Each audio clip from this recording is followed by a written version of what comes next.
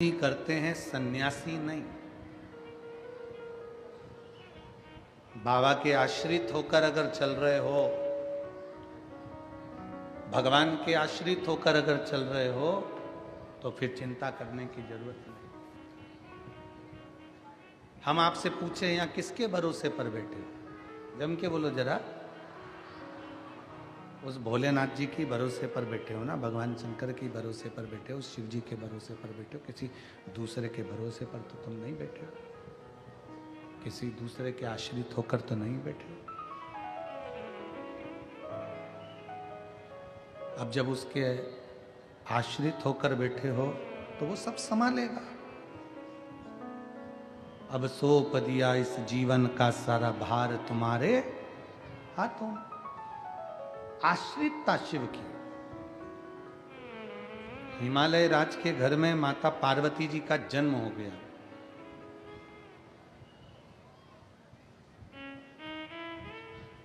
पांच वर्ष की माता पार्वती जी नारद जी के मुख से सुन ली थी कि शंकर को भजना है, और शिव अगर पति के रूप में मिल गए, शंकर अगर पति के रूप में मिल गए तो जीवन की सार्थकता सिद्ध हो जाए। ये पार्वती जी ने सुन लिया, अपने कानों से श्रवण कर लिया कि शंकर को भजना, शिव का स्मरण करना। बस 5 वर्ष की अवस्था धारण कर 5 वर्ष की अवस्था में माता पार्वती जी अपने वन घर से बाहर निकल गई, अपने घर से दूर।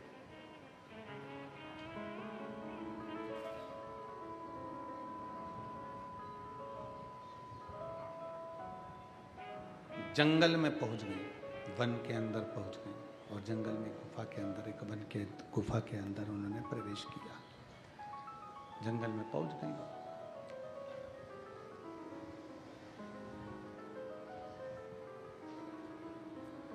और गुफा के अंदर उन्होंने प्रवेश किया।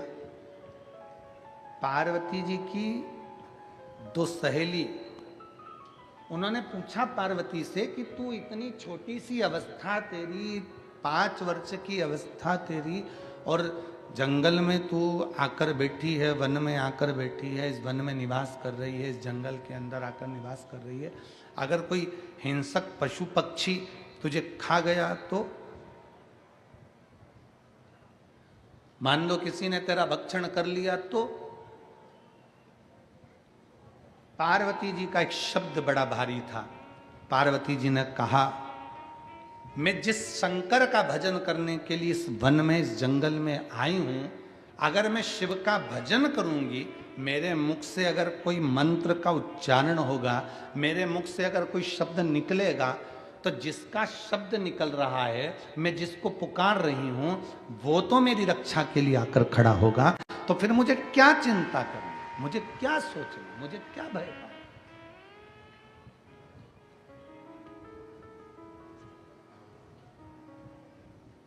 अब मुझे चिंता करने की जरूरत क्या है? अब मैं क्यों टेंशन लूं, मैं किस चीज की चिंता करूं? एक पत्र है, उस पत्र में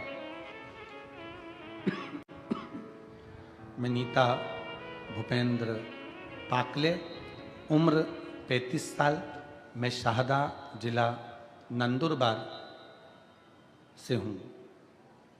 कहीं बैठी हो तो हाथ हिला सकती हैं।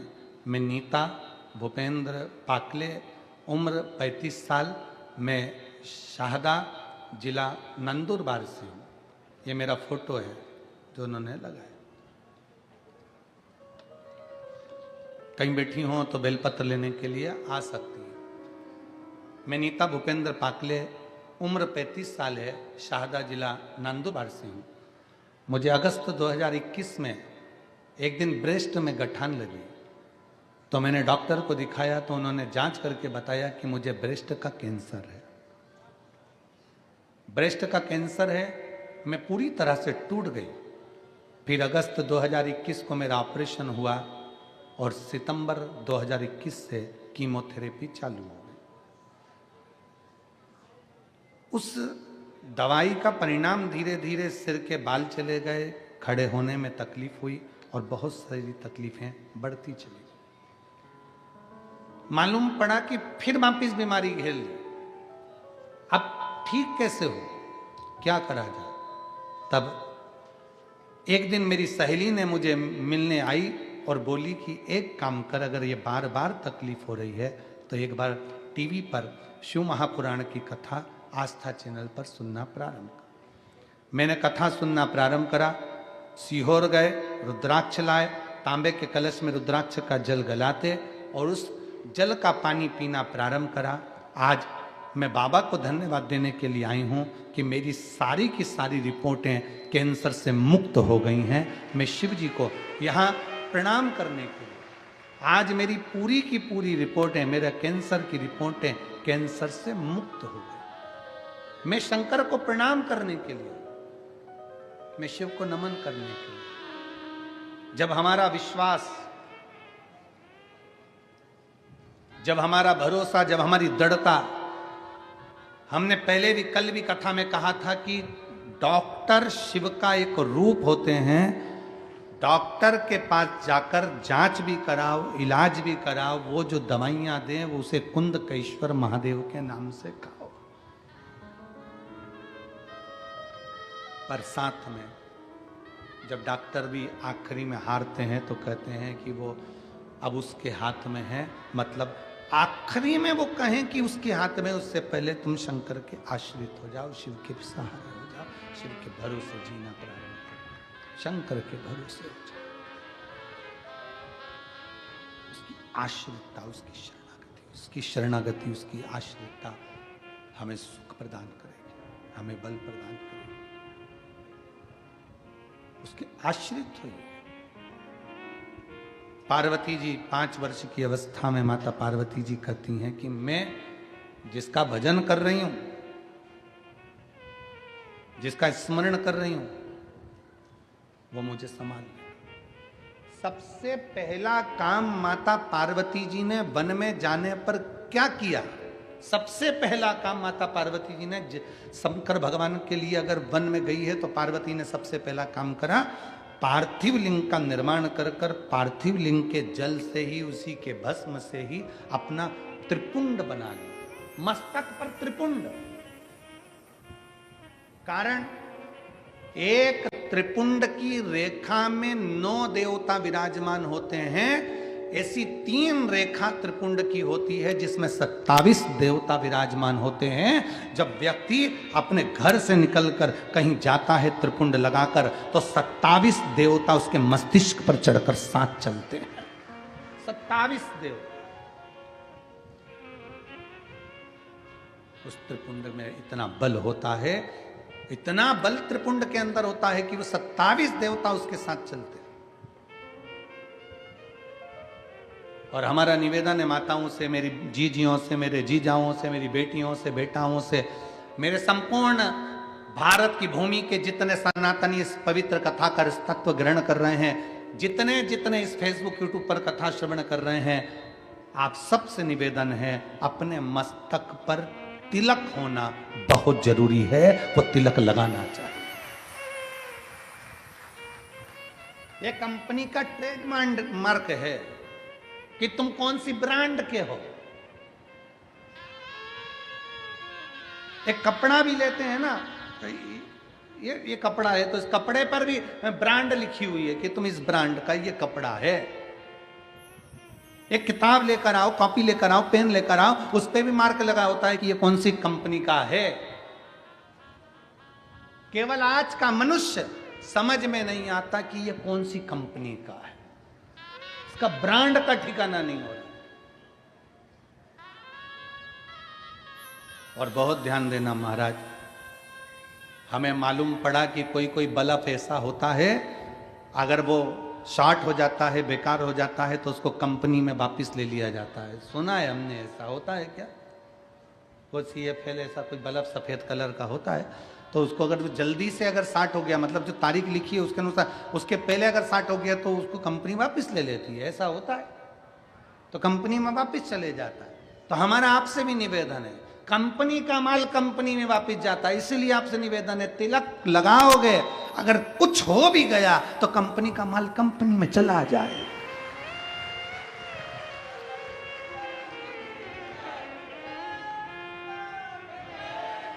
अपनी कंपनी का स्मरण होना चाहिए कि हम किस कंपनी के हैं। मस्तक का तिलक, गले में रुद्राक्ष की माला, तुलसी की माला, ये हमें हमारा ट्रेडमार्क बता देती है कि हम कौन हैं। पार्वती मैया ने अपने मस्तक पर त्रिपुंड धारण करा, पार्वती जी बैठ गई, तब साधना में लीन, तब साधना में लीन। शिव पुराण कहती है बस यही पार्वती जी की तप साधना प्रारंभ हुई।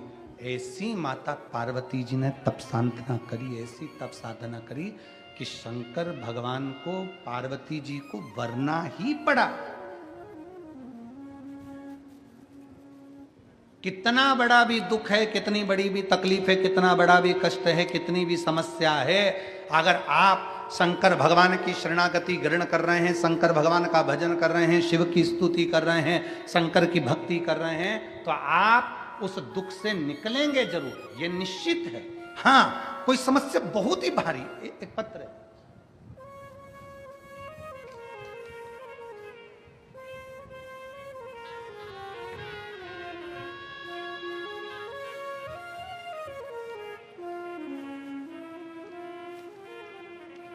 सुनंदा शांताराम महाजन, मुकाम पोस्ट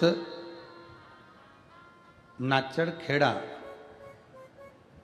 तहसील पांचोरा, जिला जलगांव की रहने वाली हूँ। कहीं बैठी हो तो हाथ हिला सकती है। बैठे हैं? हाँ ठीक है, दिख गए हो माँ, आ जाइए, बेलपत्र ले जाना, आ जाओ। गुरुदेव, मेरा बेटा 4 साल से सरकारी नौकरी की पढ़ाई की तैयारी कर रहा था, पर मेरा बेटा का सिलेक्शन नहीं हो रहा था। गुरुजी, 2022 में नेवी का ग्राउंड करने के लिए भी गया, पर उसमें भी उसका सिलेक्शन नहीं हुआ, कुछ ना कुछ कारण से रह जाता। आखिरी में बेटा रोते रोते घर आया और कहा, मां अब मैं एग्जाम नहीं दूंगा, अब मुझे नहीं देना।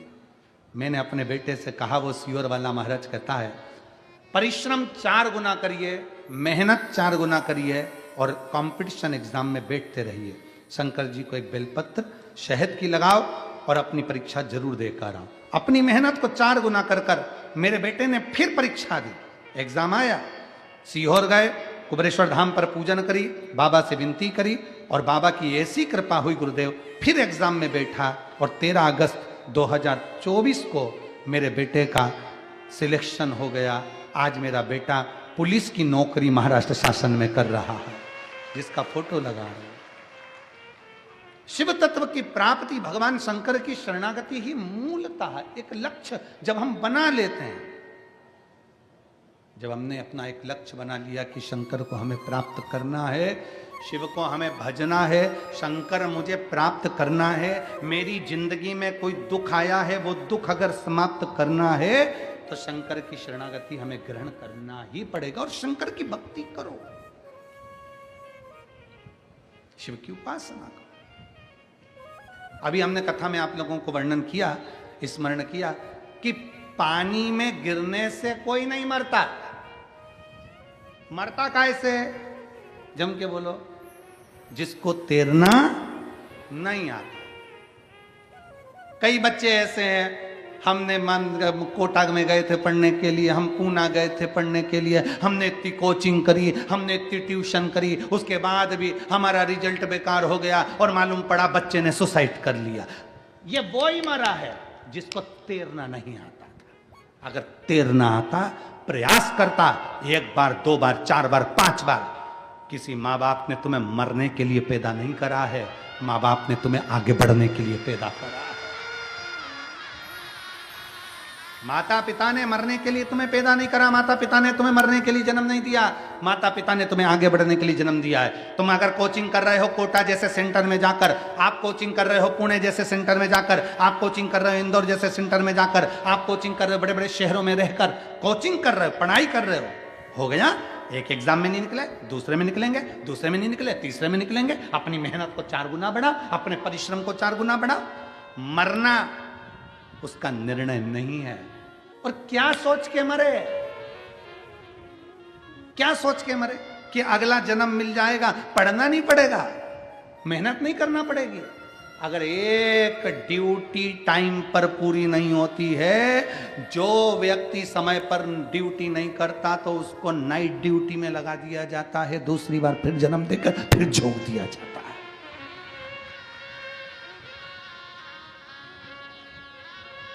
परिश्रम, मेहनत, संघर्ष, ये हमारा लक्ष्य है।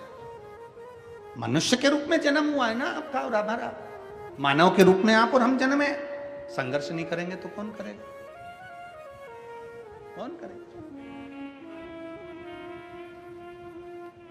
अपने लक्ष्य को प्रबल बनाइए, अपने लक्ष्य।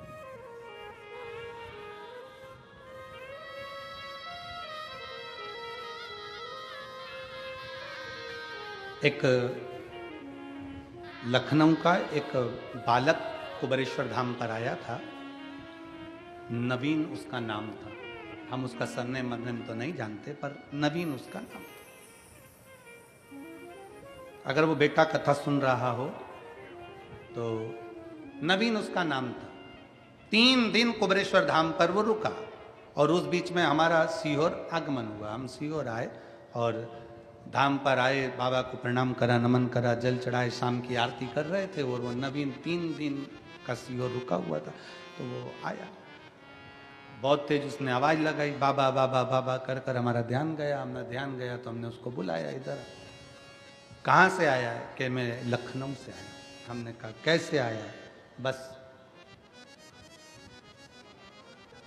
बहुत हार चुका हूं, अब मैं बहुत हार चुका।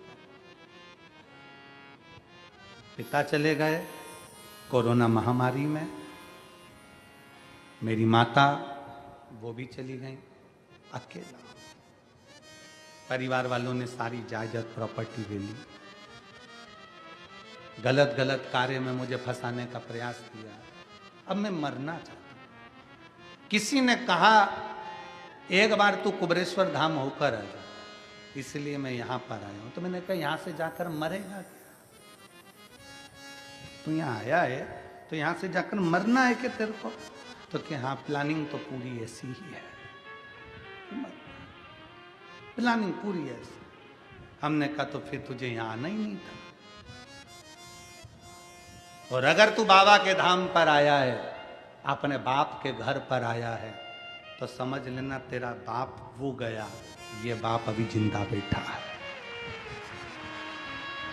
वो बाप गया और तेरा पिता जाते जाते इस बाप के पास में छोड़कर गया है। अब संभालना इसकी जवाबदारी है। तू यहां से जा, चौगनी मेहनत कर, परिश्रम कर, सारी समस्या का हल एक लोटा जल, लग जा भगवान शंकर के पीछे। जो पढ़ा, आज वो बच्चा अगर सुन रहा होगा तो उस बच्चे को मैं धन्यवाद दूंगा कि उसकी नेवी में नौकरी लगी उस बेटे की और अच्छी जॉब कर रहा है। परिवार का सारा धन छोड़कर खुद चले गया, बाहर रह रहा है और खुद की प्रॉपर्टी बनाई उस बच्चे ने, खुद की प्रॉपर्टी, खुद का धन बनाया, खुद की जमीन बनाई। खा ले परिवार वाले, रख ले परिवार वाले। अगर अपना दिल, अपना शरीर और परमात्मा की कृपा अगर प्रबल है तो ऐसी ना जाने कितनी जमीन और कितनी प्रॉपर्टी बन सकती है।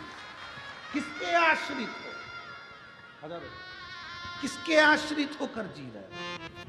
किसके आश्रित?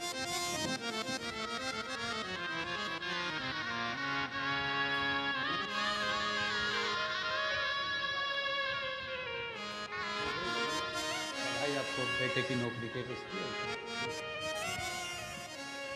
अपनी परिश्रम, अपनी मेहनत, अपनी लगनता को कम कैसे कर सकते हो?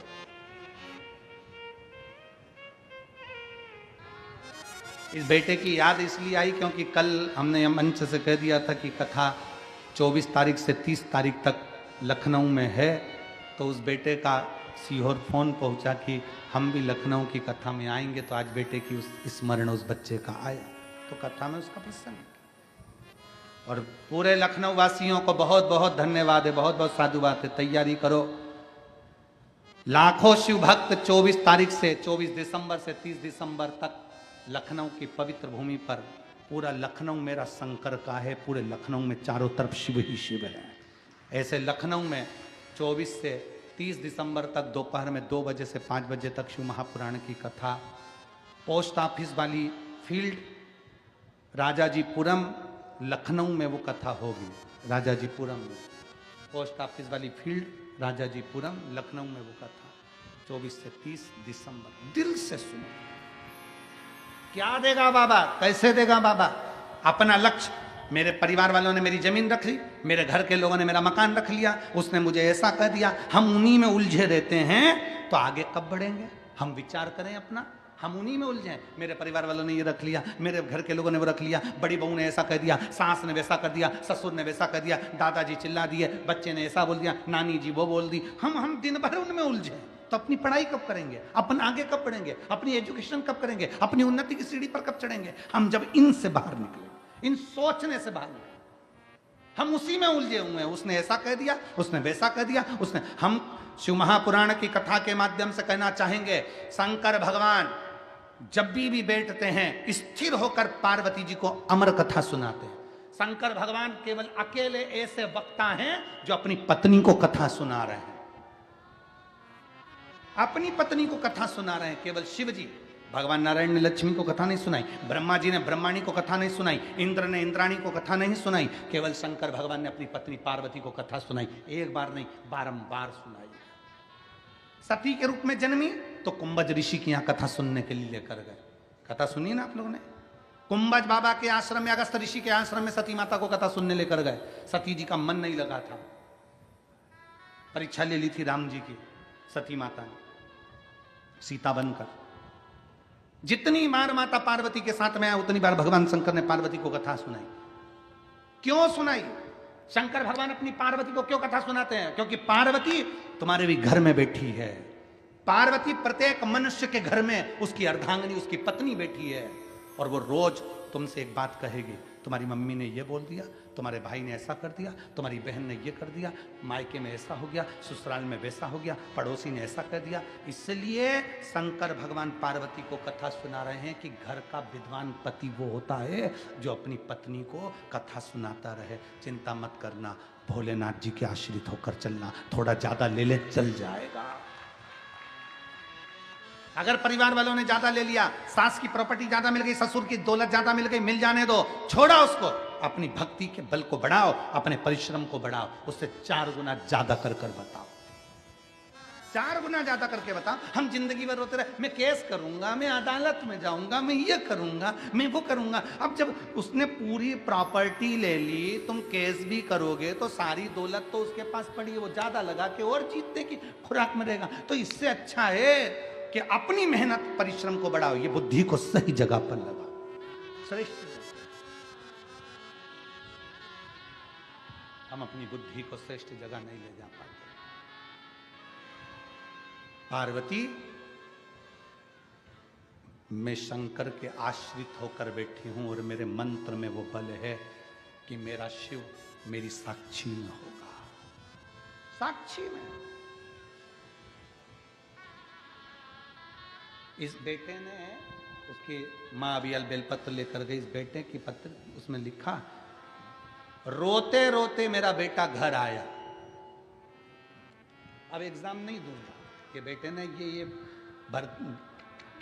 पुलिस की नौकरी में लग गया, वो कर रहा है। अब मैं एग्जाम नहीं दूंगा, अब मैं परीक्षा नहीं दूंगा। रोते रोते घर आया, आज के बाद कभी एग्जाम नहीं दूंगा। पर मां ने कहा, तू एक बार कथा तो सुन ले।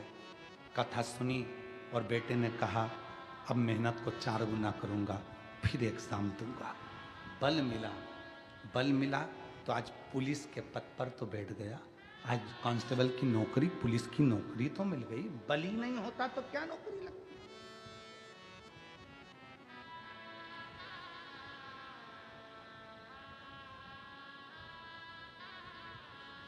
कौन जाएगा, कौन करेगा? एक बड़ा सुंदर चरित्र आता है महाराज जी, बहुत सुंदर कथा है। एक राजा की 4 पत्नियां थी,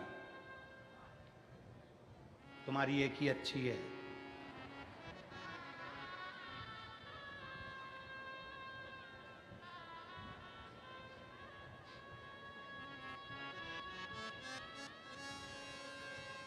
कई लोग कह रहे थे गुरुजी पहले के राजा होन बड़े विचित्र थे, 3-3, 4-4, 5-5 शादी कर लेते थे। आज के जमाने में तो एक नहीं निभ रही है। हमने कहा पहले के राजा उनको कलयुग में जन्म लेना था और करके बता देता। वो तो पुराने जमाने की थी तो निभ गई, आज के जमाने की कौन सी निभ रही।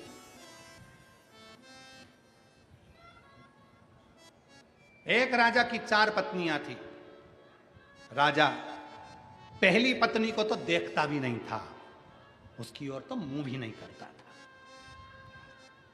दूसरी पत्नी के पास बैठकर थोड़ा भोजन वगैरह करता था। तीसरी पत्नी के पास हंसी मजाक करता, बैठता उठता, खाता पीता। और राजा की जो छोटी पत्नी थी, चौथे नंबर की, राजा को वो सबसे ज्यादा प्रिय थी। उसके बिना वो एक मिनट नहीं रहता, एक मिनट। इतना प्रेम, इतना प्रेम, इतनी आसक्त, इतनी सुंदर वो चौथी पत्नी की उसकी ओर आसक्त हो गया।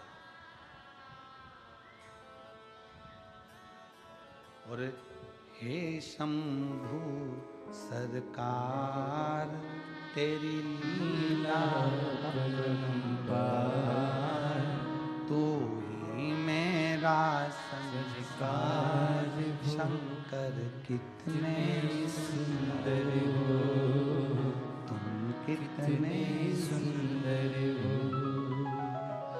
हे शंभु सरकार तेरी लीला अपरंपार, तू ही मेरा सरकार, शंकर कितने सुंदर हो, तुम कितने सुंदर हो।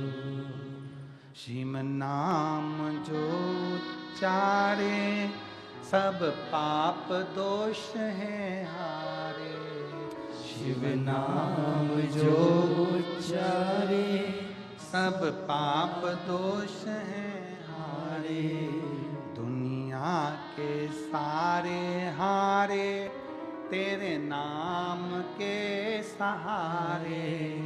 दुनिया के सारे हारे, तेरे नाम के सहारे। हर दुखिया को तूने, हर दुखिया को तूने कर दिया है भव से पार। हे शंभु सरकार तेरी लीला अपरंपार, तू ही मेरा संसार, शंकर कितने सुंदर हो, भोले कितने सुंदर हो। शिव जैसी सुंदरता कहाँ? पर राजा, उसको चौथे नंबर की पत्नी से बड़ा प्रेम है। उसको चौथे नंबर की पत्नी अच्छी लग रही, उसको चौथे नंबर की पत्नी श्रेष्ठ लग रही, उसको चौथे नंबर की पत्नी अच्छी दिख रही। पहली की ओर मुख नहीं देखता, दूसरे के पास बैठकर भोजन भी करता, बात भी करता, तीसरे के पास बैठकर थोड़ी हंसी मजाक भी करता, भोजन भी करता, समय भी निकालता। और चौथी के बिना एक मिनट भी नहीं। सुबह शाम दोपहर रात चौथे नंबर की पत्नी होना, चौथे नंबर।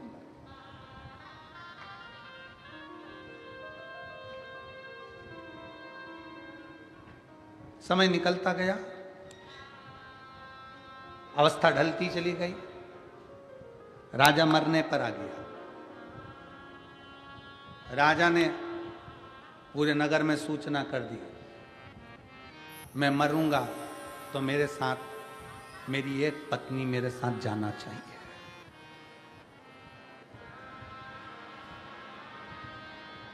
मैं मरूंगा, मेरे मरने पर मेरे साथ मेरी एक पत्नी जाना चाहिए। सूचना करी जाए मेरे मरने के साथ मेरी कौन सी पत्नी मेरे साथ जाएगी।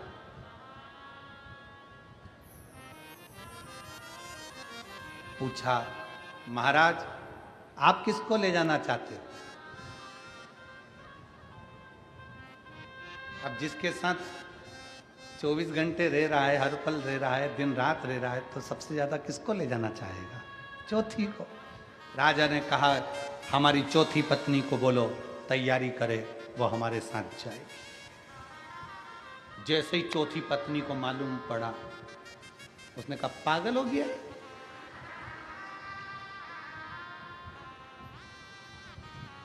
अक्ल नहीं है इसमें।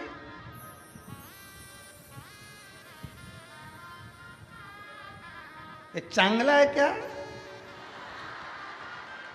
इस व्यक्ति इतनी अक्ल नहीं। अभी इतनी तो मेहनत होना चाहिए, इतनी तो अक्ल होना चाहिए। अभी ये मरे तो इसके साथ मैं भी मरूं।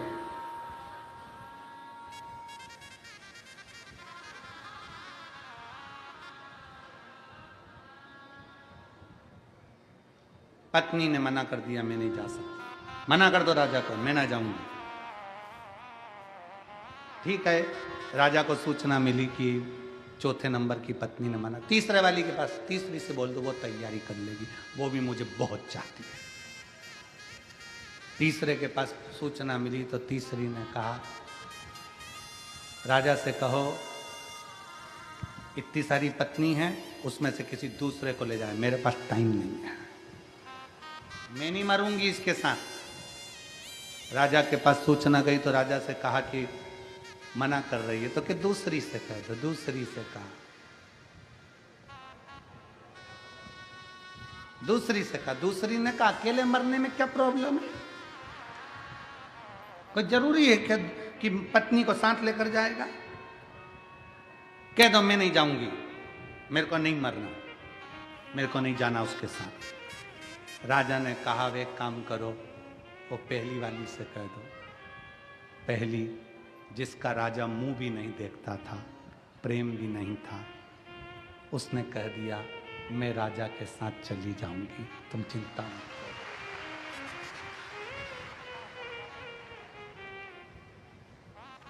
मेरे जीजाओं,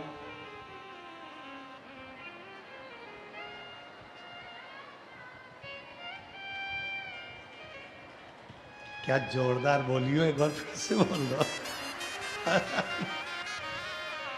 मेरे जीजाओं, जो तुम्हारी पहली है ना, एक ही है ना, उसका ध्यान रखो, वो तुम्हारा पूरा ध्यान रखेगी। ज्यादा के लपड़े में मत पड़ो, फालतू का टेंशन तो ले मत ही। हे शंभु सरकार तेरी लीला परंपार, तू ही मेरा संसार। शंकर कितने सुंदर हो, तुम कितने सुंदर हो। बस एक पहले नंबर की कहती है मैं जाऊंगी, मैं। ये चार पत्नियां कौन है? पहले नंबर की है आत्मा, दूसरे नंबर का है पैसा, तीसरे नंबर का है परिवार और मित्र, चौथे नंबर का है तुम्हारा शरीर। आखिरी में ना शरीर जाएगा, ना परिवार जाएगा, ना पैसा जाएगा, ये आत्मा परमात्मा से मिलने जाएगा। कोई नहीं जाने वाला, कोई भी नहीं। सबसे ज्यादा राजा समय किसको देता था? जम के बोलो, जम के बोलो जरा। चौथे नंबर की। सबसे ज्यादा टाइम पास किसके पास करता था? चौथे नंबर के पास। सबसे ज्यादा पैसा किस पे खर्च करता था? चौथे नंबर के पास। ये शरीर चौथे नंबर की पत्नी है, हम भी इस पे बहुत खर्च करते हैं। दिन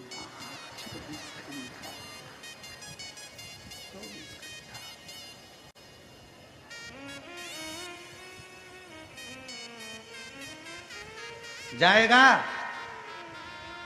अरे बोलो तो के ये ऐसी पत्नी है, दिखती बड़ी सुंदर है पर साथ नहीं निभाती। और तुम तो ठहरे परदेसी और साथ क्या निभाओगे।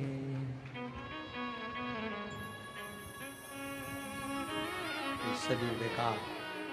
कितना कितना चौथे नंबर की पत्नी हमारा शरीर साथ नहीं निभाता, आखिरी में छोड़कर चला, शरीर छूट जाएगा। दूसरे नंबर का, तीसरे नंबर की पत्नी है हमारे घर के परिवार के लोग, मित्र, सखा, दोस्त और हमारा परिवार। ये तीसरे नंबर की पत्नी है। एक बार बीमार होकर देखना, हॉस्पिटल में परिवार वाले, पैसा तुम्हारा, तिजोरी तुम्हारी, धन तुम्हारा, और तुम्हारा धन परिवार वाले तुम पे भी नहीं खर्च कर पाएंगे। 50 बार सोचेंगे वेंटिलेटर से उतार लें, अब फालतू का लग रहा है, फालतू का लग रहा है, आईसीयू में पड़ा है, बेकार में पैसा लग रहा है, अब तो डॉक्टर तो बस बोल रहे होंगे उतार लो, अब मरने दो। कब तक पैसा लगाएंगे, लाखों रुपए खर्च हो जाएंगे। ये तीसरे नंबर की पत्नी है। परिवार, नाते, रिश्ते केवल तुम्हारा सुख देखकर तुम्हारे साथ होते हैं। हमने पहले भी कथा में कहा, सुख में सब आगे हैं और दुख में सब पीछे हैं। शादी होगी तो बारात घोड़े के आगे, घोड़ी के आगे, दूल्हे के आगे सब लोग नाचते हैं। बोले नाचते कि नहीं नाचते? दूल्हे क्या पीछे नाचते कि आगे नाचते? आगे नाचते हैं। और जब कोई मर जाता है तो जितने रिश्तेदार हैं अर्थी के पीछे हो जाते हैं। सुख में सब आगे, दुख में सब पीछे।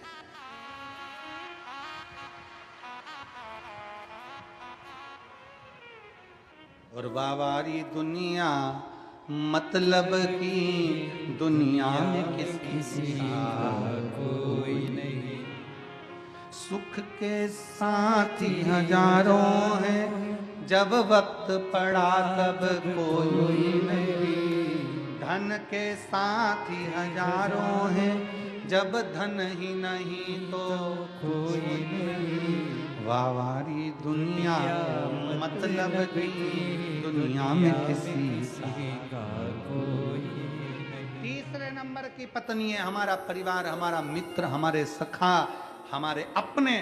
और दूसरे नंबर की पत्नी है हमारा पैसा, हमारा पैसा। कितना भी जोड़ लो आखिरी में यहीं छोड़ना है। फार्म हाउस बनाया तो नाम लिख दिया कमला निवास। मकान बनाया तो नाम लिख दिया विमला निवास। और किसी से दिल लग गया तो हाथ पर लिखवाया है। इतना बड़ा तो दिल बनवाया और उसमें बीच में लिखवा दिया के।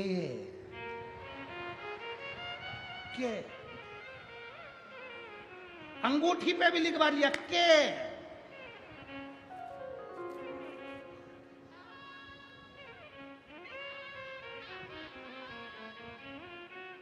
अब जिस जिस चीज पे उसने नाम लिखा था सब यहीं छूट गया। फार्म हाउस छूट गया, मकान छूट गया, जमीन छूट गई, अंगूठी छूट गई, शरीर छूट गया। इसलिए जिसका है उसका नाम लिख दो। शंकर का है, शंकर का रहेगा। शिव का है, शिव का रहेगा। श्री शिवाय नमस्ते। शिव का है, शिव का रहेगा। हमारा है क्या? पैसा साथ नहीं जाएगा। हो सकता है सिरपुर वालों की पहचान हो ऊपर, इनके अच्छे संबंध हो तो यमराज कह दे कि यहाँ एक काम करना, 500 के नोट की 4 गड्डी लिया, चिंता मत कर।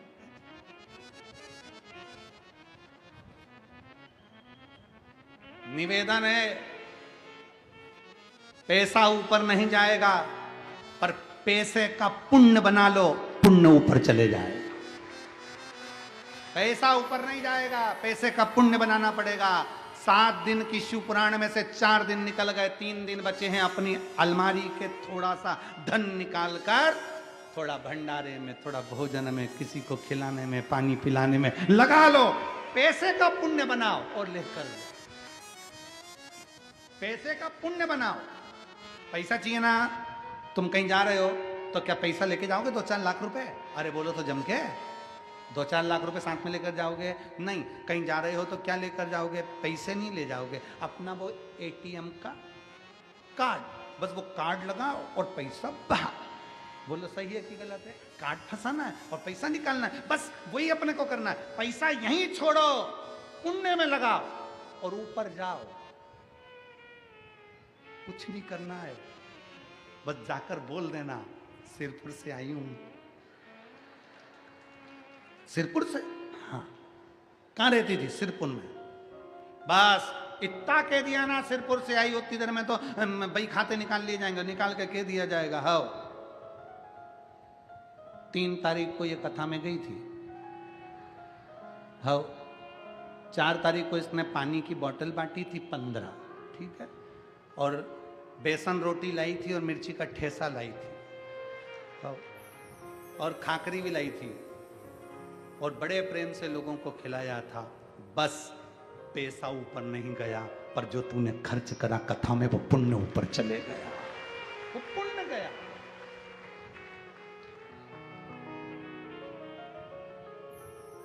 पुण्य। इसलिए निवेदन है दुबई वालों, तुम भी सीख लो। 9 तारीख से 11 तारीख तक तुम्हारी दुबई में जो कथा है, 3 दिवसीय त्रिवेणी संगम की जो कथा दुबई में होने जा रही है, उसमें पंडाल में बैठकर हमको भी सेवा करना है, भजन करना है, स्मरण करना है, भक्ति को रस तत्व ग्रहण करना। मेरठ वाले सीख लो, 15 तारीख से 21 तारीख तक जो मेरठ में कथा 1 बजे से 4 बजे तक मेरठ की पवित्र भूमि पर, उसमें हमें स्मरण करना है, भजन करना है। पैसे का